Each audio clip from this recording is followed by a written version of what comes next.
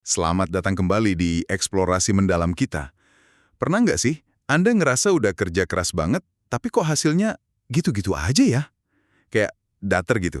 Sering banget itu terjadi.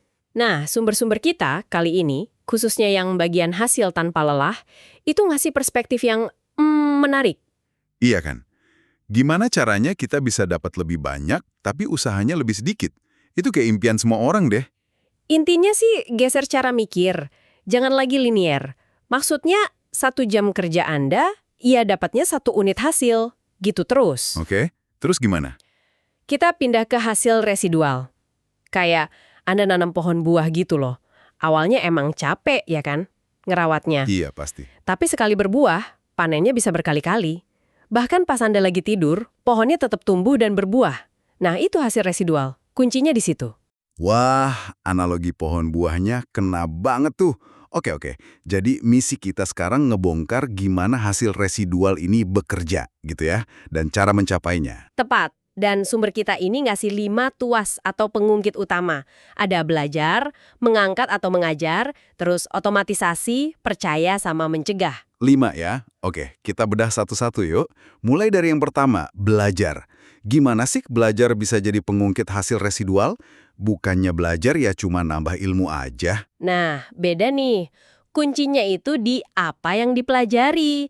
Sumber kita ngutip Harrington Emerson, katanya gini, prinsip itu sedikit, metode bisa jutaan. Maksudnya gimana tuh? Maksudnya, jangan cuma ngejar metode atau fakta yang gampang basi, tapi pahami prinsip fundamentalnya. Kayak Elon Musk punya semantic tree itu loh. Oh, yang pahami batang utamanya dulu baru daun-daunnya? Nah, itu dia. Pahami dulu konsep dasarnya, prinsipnya. Atau kayak Charlie Munger, dia naik prinsip dari banyak bidang ilmu. Kalau udah pegang prinsipnya, wah, itu bisa dipakai di mana-mana, berkali-kali. Jadi aset jangka panjang. Oke. Jadi belajar intinya bukan cuma kulitnya, biar bisa dipakai lagi dan lagi. Paham? Nah, ini nyambung nih ke pengungkit kedua. Mengangkat atau mengajar. Bedanya apa sama delegasi biasa? Jauh bedanya. Kalau ngajarin 1 orang, ya hasilnya mungkin cuma nambah 1. Linear lagi kan? Terus? Tapi kalau Anda ngajarin orang itu cara ngajar lagi ke orang lain, nah itu baru efeknya eksponensial, berlipat ganda. Wah, Contohnya, di sumber kita tuh Project Protect. Mereka bisa bikin 5 juta masker cuma dalam 5 minggu. Padahal relawannya 50.000. Kok bisa? gimana caranya? Karena mereka fokus ngelatih si pelatih. Terus, cara nyampeinnya juga penting. Pakai cerita yang nempel, kayak fabel Aesop. Sama pesannya disederhanain banget, pakai aturan Sesame Street Simple. Sesame Street Simple, kayak acara TV anak-anak itu. Iya, pesannya harus jelas banget, mendasar, gampang diingat, gampang diceritain lagi sama siapa aja. Intinya multiplikasi, bukan cuma nama-nambahin orang. Ngajar untuk melipat gandakan. Keren. Oke, jadi kita udah belajar prinsip, terus ngajarin orang lain cara ngajar, biar makin enteng gimana caranya bebasin energi mental kita. Sumber, kita nyebut otomatisasi. Lakukan sekali, lupakan. Kedengarannya enak banget, tapi sepraktis apa sih? Oh, praktis banget. Seringkali malah kita nggak sadar udah pakai atau malah belum manfaatin. Contoh paling klasiknya ya checklist. Checklist, kayak daftar tugas gitu. Iya, kayak yang dipakai pilot B-17 atau tim bedah yang diceritain Atul Gawande itu. Bukan karena mereka pelupa loh, tapi buat ngelepasin beban pikiran dari hal-hal rutin. Jadi otaknya bisa fokus ke hal yang benar-benar penting atau nggak terduga.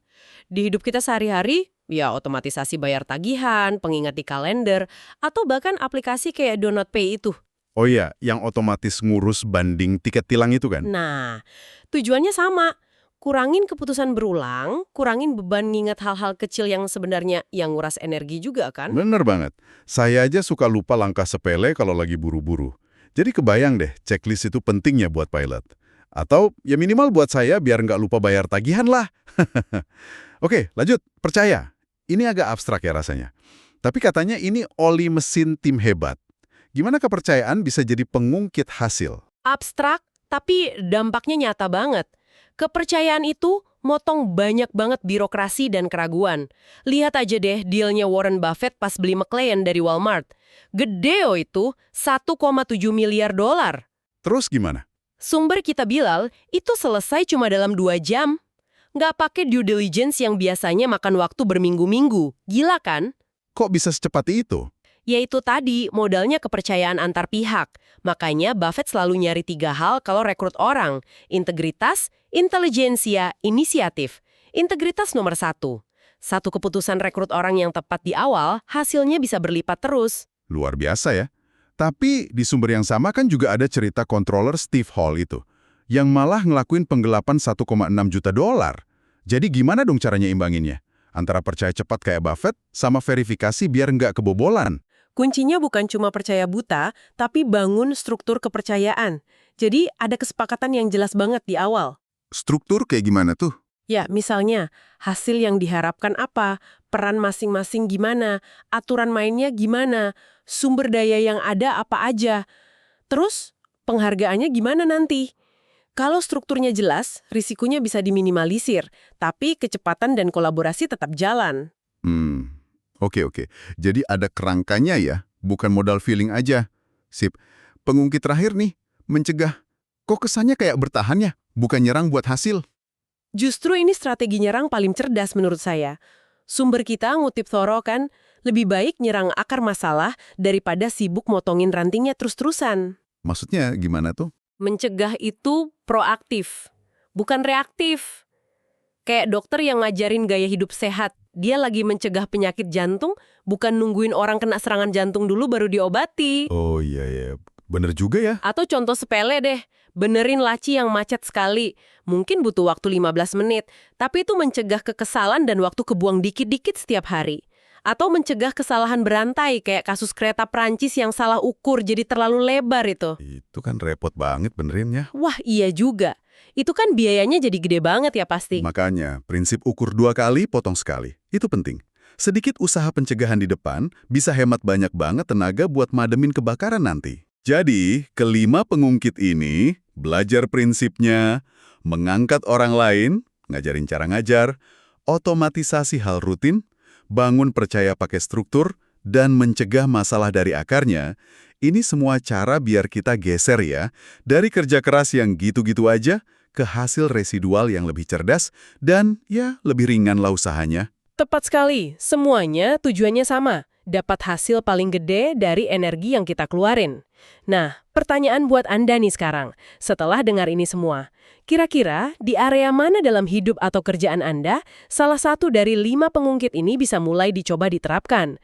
Biar hasilnya ngalir terus, tapi usahanya lebih enteng. Dan mungkin satu pemikiran terakhir dari saya dari materi ini, emang sih ngebangun sistem buat hasil residual ini kayaknya butuh usaha lebih di awal. Mikir dulu, nyiapin dulu. Tapi coba deh pikirin, biaya yang nggak kelihatan kalau kita nggak ngelakuin ini. Berapa banyak energi, waktu, sama ketenangan pikiran yang hilang cuma gara-gara kita ngurusin masalah yang sama terus-terusan atau kejebak di usaha yang linier tadi. Sesuatu buat direnungkan.